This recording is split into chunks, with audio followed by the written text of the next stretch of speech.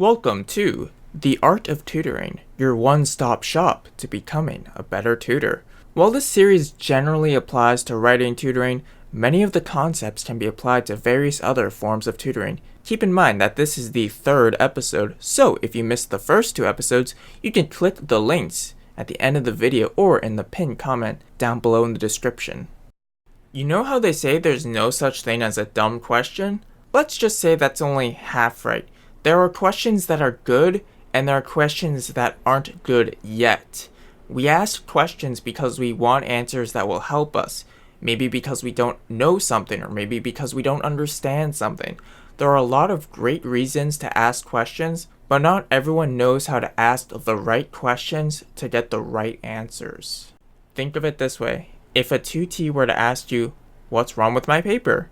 you could, after reading said paper, tell them the various issues with their paper. However, what the student is asking is much different than what the student actually needs. Let's posit another question that a tutee could ask. How can I make a better thesis? This question, compared to the first, is much more focused and doesn't waste the limited time you and a tutee have together. However, this requires a tutee to have read and reviewed their own paper and identified the weaker elements of it, which, if you've ever tutored, is not all that likely to have happened. Then let's flip this around. How can you, the tutor, ask good questions of a tutee? Let's assume, for the sake of this example, that you are in a walk-in tutoring center with no prior access to the tutee's work. How can you ask questions about a piece of work that you haven't read before, haven't even seen before? Your first goal in every tutoring session should be to understand the tutee and what they are working on. Let them talk about what they're writing about. If you don't know what they're talking about, don't be afraid to ask for clarification. No one expects you to know everything. Next, you need to find out what the tutee's goals are with the paper or some major problems they're having. Though the tutee might expect when they come to the tutoring center for you to just magically solve all their problems, it's just not feasible. Focus on one or a few big things that the student can work on with you. Let's take the thesis question, for example. If a student is having problems writing a thesis, your first question to yourself should be, why? Is the thesis too broad? Is it too narrow? Does it even argue a debatable idea? All these questions and more have to go into your analysis of their thesis and how you will approach the tutoring session.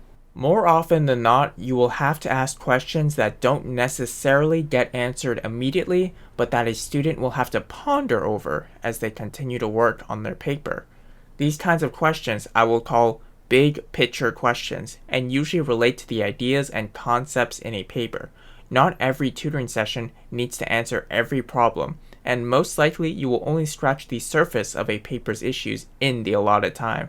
That is why I highly recommend writing these questions down in your notes, or, if your tutoring center does this, in the client report that you will send to your student after this session is over. Often, in the comfort of our own homes or at our desk or on the couch, we can think of answers more easily than when someone, even a trusted tutor, is watching over us waiting for an answer. In more general terms, asking questions comes down to purpose. Tutoring sessions are opportunities for learning outside the strict, graded confines of the classroom. To take full advantage of that, a tutor needs to assess a situation and ask questions that a tutee will really have to think about. Yes or no questions, or questions that can be answered in a few words, are probably not good questions. Your goal with each question is to open up your tutee's minds to new ways of thinking. So next time you see an issue with the paper, don't immediately jump to grab the red pen, because maybe your tutee has a good reason for writing it as they did, and maybe you should just listen to them.